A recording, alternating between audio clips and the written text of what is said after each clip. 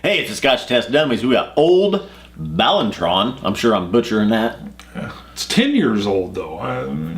Let's test it. We're going to test it!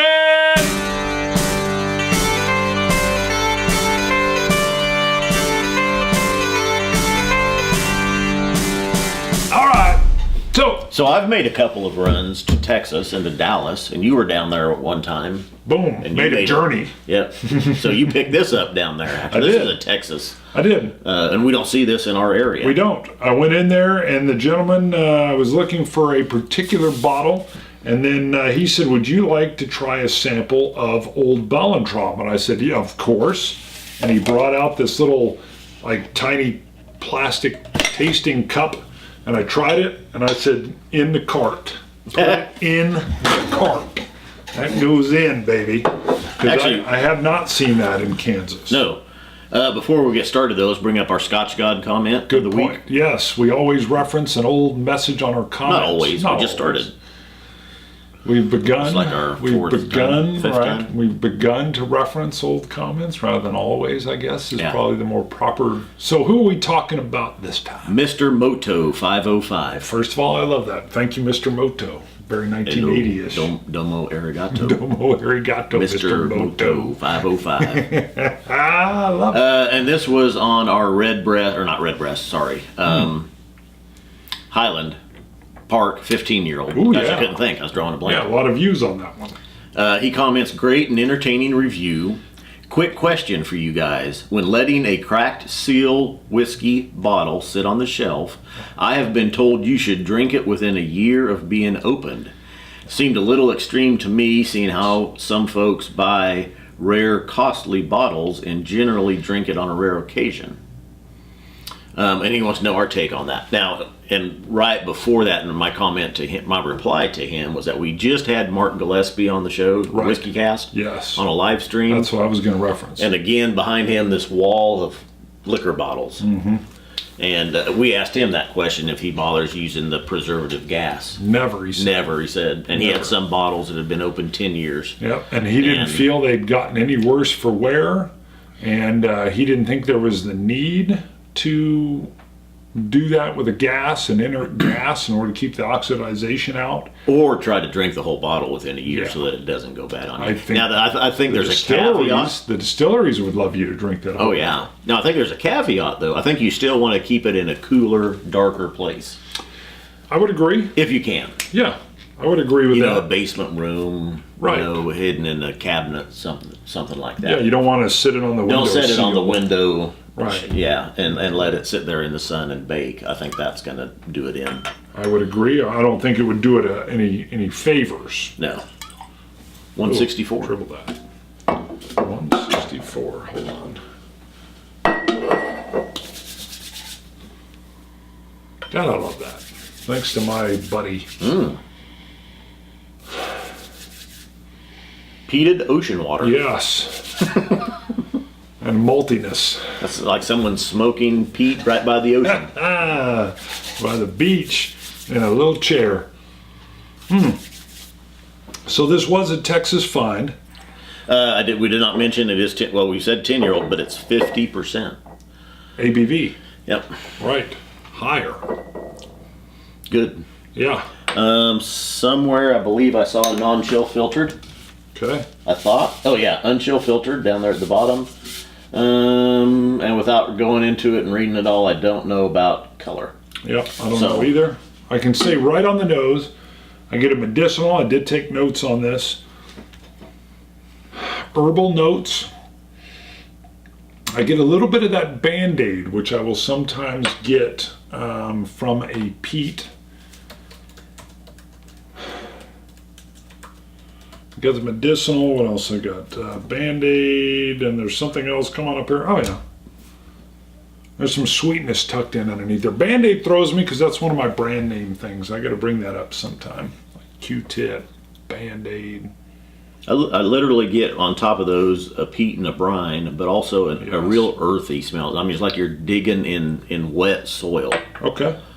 With a shovel and just some of those aromas that come up as you're doing that. And what else did you say you were getting? Because you mentioned something else I'm getting. Peat and brine. Brine. Definitely getting a little bit of brine here. It's not on my notes, but I definitely get that a little hint of saltiness. Mm-hmm. Which is funny because when we just did the hand rub thing, Yeah. that's the seaside. Yep. Definitely. The sweetness is what's a little bit different here for me, tucked in with the peat. Now see, I'm trying to narrow down that sweetness, and I don't even have in my notes any sweetness on the nose, but maybe a citrus, a light pear, something along those lines. I'm going to say yes with like the pear. Because you're right, there's a little bit of like a pear sweetness. But really, that's about it. Peat, brine, medicinal, and earthy. Band-Aid. And I'm going to add pear, citrus, pear, light. Wow. Powerful flavor up front.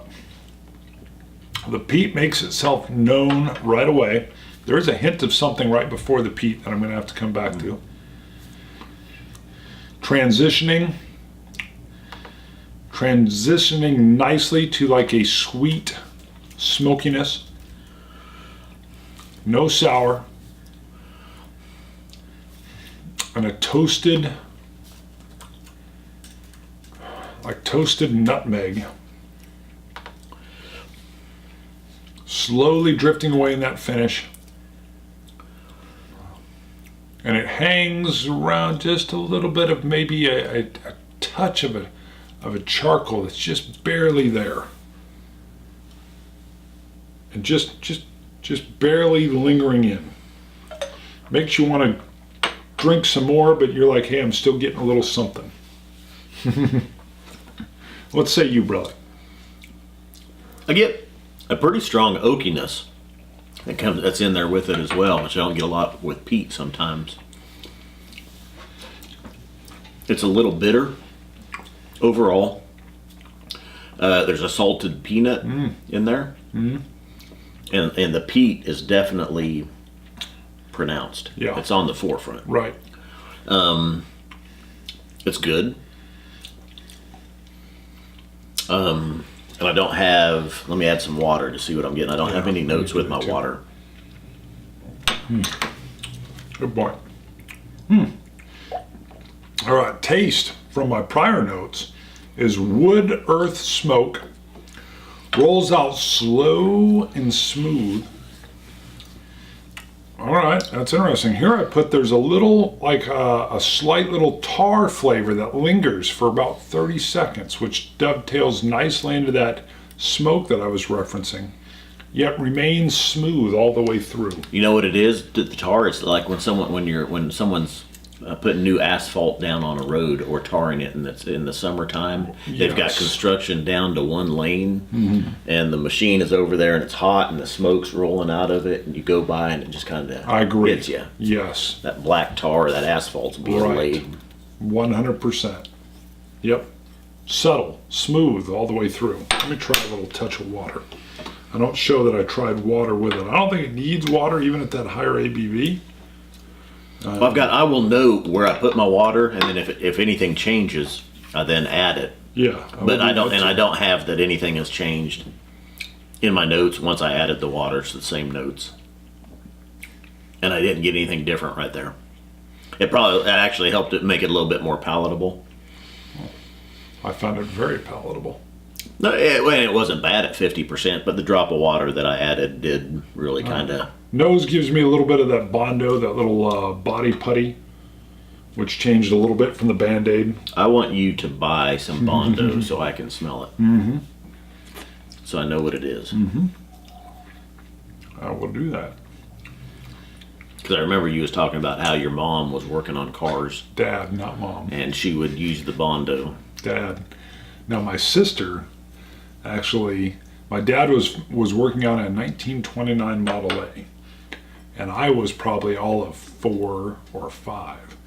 But that put my sister at about 9 or 10. So she helped out a lot with the sanding and everything, whereas I just kind of sat and watched. I have a very distinct memory of that. My dad passed, my sister retained that car. She was like, "Do you mind?" I was like, "No, I mean, I remember riding around in the rumble seat in the back, but she had it trailered down to Florida where she lives. And she just has strong memories of working on that car with my dad. So, and that's why I remember that. It takes me back to that age, which is a gift of whiskey.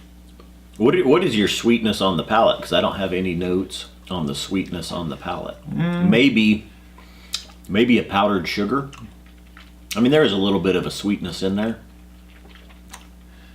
Well, I could see the powdered sugar because there's a little bit of an astringent dryness, like when you take that first bite of a powdered sugar donut. Yeah. And it kind of sucks the moisture out of your mouth. Yeah. And it leaves that sweetness at the same time with the cake. I think you may hit that right there. That's funny. Because you're right, it leaves a slight astringent. Not a powerful one, but like when you take a little bit too big of a bite of a powdered donut and it kind of sucks the moisture out and you want to go drink some milk. Yeah. Or then, you got to take one of the chocolate donuts then after the powdered that's sugar nice. one. I like putting my chocolate donuts in the freezer. Yeah. Oh, really? Yeah. Yeah, anything chocolate. Like we just got a bunch of those Thin Mints from Girl Scouts. I love those in the fridge or the freezer. Did you see somebody was pairing whiskey with Girl Scout cookies? Did you see that? That was a while Mark back. Gillespie put something on that. If you get a chance, go read that. It's really interesting. They had one of the lemon cookies was something. I did get a little bit more citrus on the nose with the water. Coming out a little bit more with the peat, which wasn't as present before. All right. I want to throw out, you can go to our webpage, scotch-dummies.com. You can pick you up a coin or even a glass with our name on it. You can also support us on Patreon. We'll put a little link down in the description that you can just click on. But even if you can donate $1 a month, just $1 is helpful. Helps us keep producing the show. So, and we've talked about it a little bit, so I won't go much more into it. But score-wise, 90. I was tossed between an 89 and a 90. And I'm going to be honest, the peat kicks it to the 90 for me. I love the peat. I like sitting down with it. It's like a warm blanket by a fire. It's good. And actually I marked it up. I had it as an 84 on my initial tasting. And I wasn't getting too much besides just peat and brine and an earthiness. And I thought it was a little bitter. Maybe it's opened up a little bit. And I'm getting a little bit more of the sweetness with it. And it's not bad overall. I can see somebody saying, where does it fall into? Is it an Ardbeg? Is it like a Lafroig? If I had to, I would say it's like neither, but I would lean toward a distant cousin of an Ardbeg. No, I wouldn't even say distant. It's like a smaller sibling. Okay, like the runt like the little brother. Yeah, exactly. Yeah. And, I think Lafroig's coming in at 55 ppm. 50, 55, and this is probably 30. I mean, it's 35. I'm saying it's. Look at you calling it's almost out the there. PPM. I don't know. I know, but that's pretty cool that you did that. I don't know if I could even. I'm with you. It's not like it's just. No, it's still there. It's still present. It's good. That would be one thing they could add on here. Would be the ppm. That would have been interesting. I know. No, we did not point out it is a Speyside Glenlivet. Right, a Speyside, the Peated Malt Speyside Glenlivet, and then they talk about how they use the water from a beautiful spring or a beautiful source that actually is in the Highland region, I believe is where they talk about it coming through. It says it on there. The Tamatulin spring or something. I don't know if you, what do you have there? No, I don't know if that's right. Okay. I didn't want to. I can't pronounce it correctly. But we are men at work. Tool, there you go. I don't know if that's what you meant. But it's a spring actually coming out of the Highlands is the way I understood it. And that they the Ballantruan spring. The Ballantruan spring, and they reference that delicious. I could see how that would be confusing because the whiskey's named after it. The little guy mocks the big guy. All right, anything else? Is it worth it? What's your price? God, I don't remember. I've purchased a whole bunch of things there, and they've all blended. And this is before, I think I started my marking. Should have been about that time. It was before I did the marking. I want to say. I've seen it. I want to say it's just like $30, $35, somewhere in there. Hold on. When I was just down there. Hold on for 1 second. But Well, I ran for a paper receipt. You checked online and said $50. I looked in the Google. You looked into Google on the interwebs. Is it worth it? Ding. Yes. Yes, it is. 50. I like younger peated whiskeys. I like that strong peat flavor.